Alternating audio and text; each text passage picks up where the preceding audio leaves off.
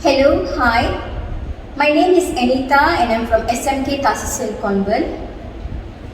Today I'm going to introduce the topic of my innovation, which is project-based language board games to enhance communicative language teaching. This project is conducted among Form 2 students, and about 65 students are taken as sample to participate in these language board games. Why I have come up with this language board games is because I noticed there are three major problems among the students. Number one, students are not able to deliver the contents that they have learned outside of the classroom environment. Number two, students are lack of confidence because they're scared of making mistakes. The third one is students are bored with the traditional method. Hence, I have identified three main objectives for this innovation. The first one is to study the effectiveness of project-based language board games to improve speaking skill among Form 2 students. The second one is to motivate weak and shy students to engage in building and playing language board games without any fear of making grammatical mistakes or language errors. The third one is to enhance fun-filled interactive learning by integrating all four skills to practice the target language confidently. For us to get an answer for this objective, to fulfill this objective, I have come up with three more research questions which help me to carry out this study. The first one is, how effective is communicative language board games in learning the target language? The second one, to what extent do communicative language board games motivate students to learn the target language? The third one, what are the difficulties a language teacher may encounter in using communicative language board games in any ESL classroom? Okay. For this, the methodology that I've used for this research is cycle of action reflection, and I've used questionnaires, observation checklist and interviews to get the feedbacks and findings of the effectiveness of this project. You might want to know what is new about this project because there's a lot of board games in the market, but definitely this is something you wanted to try. This language board games is special because it is according to the level of students. These language board games are built from the scratch with their own creativity. Now, let me demonstrate how this board games been built.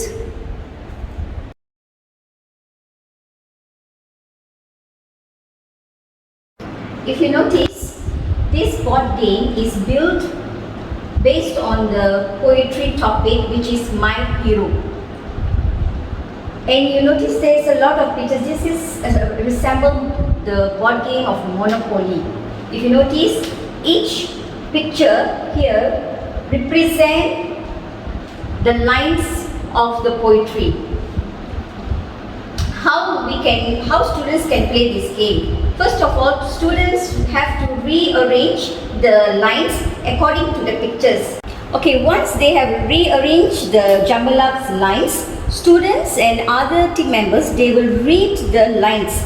There are few stanzas here, so students will continue to read. For example, picture number 1 shows super dad, which is my dad as brave as a dad can be. Number 2, the line says like, I rate him number 1, and the picture says here.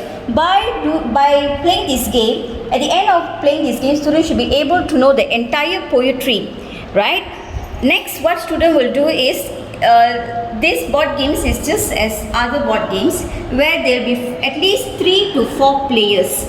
First, students have to roll the dice, and if they get a number, let's say these students get number 6. So she have to go number 1, number 2, number 3, number 4, number 5, number 6. Here it says full of horrors on the telly. So communication can take place. Another student can say, are you afraid of any horror films that you have watched? Tell us what of the horror film that you are scared of.